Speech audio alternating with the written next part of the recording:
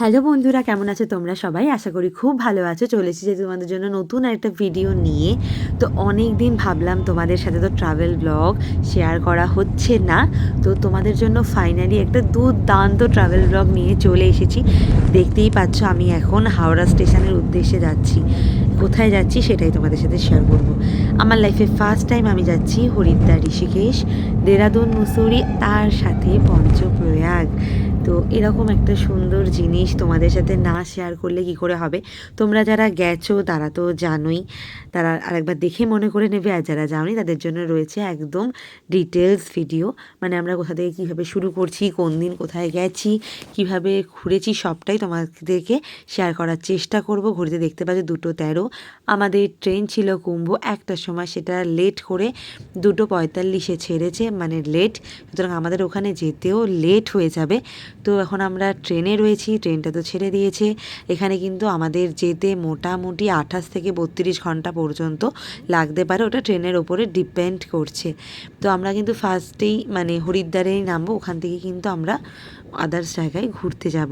তো আমার তো ভীষণই এক্সাইটেড লাগছে, আর ভাবলাম এগুলো তোমাদের সাথে শেয়ার করি, তোমাদেরও ভীষণই ভালো লাগবে। আমি কিন্তু রবিবার দিন ট্রেনে উঠেছি, বেশ অনেক দিনের লম্বা সফর, তার মধ্যে আমরা কিন্তু সবটা কভার করার চেষ্টা করব। এই পঞ্চপ্রয়াগটা এর মধ্যে ইনক্লুড করে নিয়েছি, এটা নাকি ভীষণই সুন্দর। আর দেখা যাক, আমিও তোমাদের মতন খুবই এক্সাইটেড ছিলাম এই দিন। তো আমি তো ভিডিওটা আগে করেছি, এখন আমি ভয়েস ওভার করছি। তো চলো তোমাদের সাথে শেয়ার করা যাক। এই ট্রেন সফর কিন্তু আমাদের 28 থেকে 30 বা 32 ঘন্টাও পর্যন্ত লেগে যেতে পারে। তো যাই হোক, আমি এখন দেখতে পাচ্ছ ট্রেনে আছি, আর আমি তোমাদেরকে একটা দারুণ স্টেশন দেখাবো। সেটা হচ্ছে যে লখনৌ স্টেশন। দেখো, এই যে সেই লখনৌ স্টেশনটাই দূর থেকেই কতটা সুন্দর দেখতে লাগছে। ওখানে নামলে বা ওখানে চারপাশটা ঘুরলে আশা করি আরও বেশি সুন্দর দেখতে লাগবে। ভাবলাম এটা তোমাদের সাথে শেয়ার করি। এই যে লখনৌ স্টেশনে চলে এসেছি, মানে আমাদের একটা দিন অলরেডি ট্রেনে কেটে গেছে, এটা দ্বিতীয় দিন। আজকেই মোটামুটি সন্ধ্যের দিকে আমরা কিন্তু পৌঁছে যাব হরিদ্বারে। তো তোমাদেরকে লখনৌ স্টেশনটা দেখিয়ে দিলাম। এখন বাজে 4:19 PM, ঠিক আছে? তো এতক্ষণে আমাদের হরিদ্বারে পৌঁছে যাওয়ার কথা, কিন্তু আমাদের ট্রেন অলরেডি 7 ঘন্টা লেট ছিল। সেখান থেকে কমতে কমতে মানে এরা ম্যানেজ দিতে দিতে এখন 5.5 ঘন্টা লেটে রয়েছি। তো ধরো আমাদের পৌঁছাতে 10টা 11টা মতন বাজবে। তো ভেবেছিলাম বিকেলবেলায় গিয়ে আমরা একটু দর্শন মানে আরতি ফারতি দেখতে পারবো ওই হরিদ্বারের, সেটা তো আর পসিবল হচ্ছে না। তো এই যে সারাটাক্ষণ ট্রেনেই কাটিয়ে দিচ্ছি। এখন তো রোদ রয়েছে, ভাবলাম যে তোমাদের কিন্তু দেখাই। এই যে চারিদিকে শুধু চাষের জমি আর জমি দেখতে পাচ্ছি, আর একটু পরেই অন্ধকারও চলে আসবে, তখন তার দেখাতে পারবো না। এই যে, তো এই যে 2 দিন লাগে আমরা কুম্ভতে আসি। আমি তো কুম্ভতে ফার্স্ট টাইম এসছি, তো ওই জন্য কুম্ভর কেসটা জানতাম না। তো এখানে ওঠার পরে তখন কুম্ভর নামে অনেক রিপোর্ট পাচ্ছি যে কুম্ভতে নাকি এরকমই গণ্ডগোল পাকায়। এটা আজকে নতুন নয়, বেশিরভাগ সময় মানে কুম্ভর পেছনে একটা রিপোর্ট আছেই এই নিয়ে, যে কুম্ভ খুব দেরি করায়। তো এইটাতে ফেসে গেলাম, যদি জানতাম আমি হারগিজ কুম্ভতে আসতাম না। তো সানডে আমি উঠেছি একটার সময়, মানে একটা ট্রেনের টাইম ছিল, এখন তো উঠতে পারিনি। আমাদের ট্রেনটা ছেড়েছে 2:40 থেকে 45 টাকা, পারফেক্ট বলতে পারবো না, এতগুলো লাগেজ ছিল। তো আমি ঠিক বলতে পারছি না, আমার 2:45 সময় ট্রেন ছেড়ে দিয়েছে।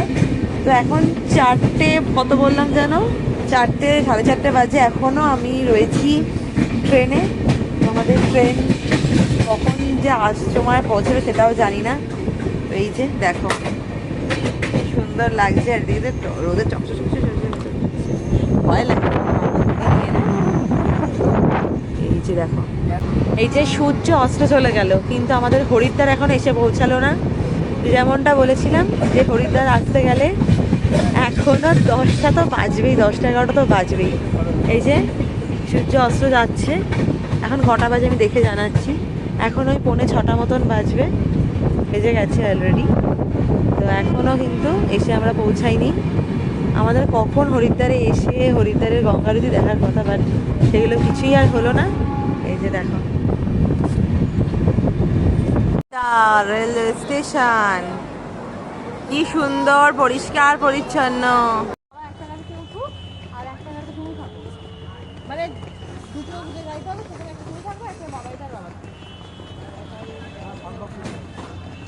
এই যে হরিদ্বার স্টেশন, এই যে হরিদ্বার স্টেশন এসে গেছি।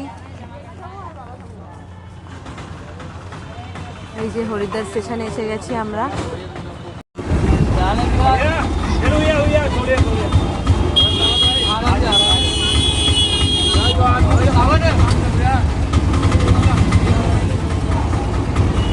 আমাদের গাড়ি এখন বাজে 8:30। এখন আমরা হরিদ্বারে এসে পৌঁছালাম। এখানে আমাদের অটো, মানে এরকম অটো ভ্যান রয়েছে, তো সেখান থেকে আমরা এখন চলে যাব গঙ্গার তীরবর্তী অঞ্চলে, যেখানে আমরা রুম নেব।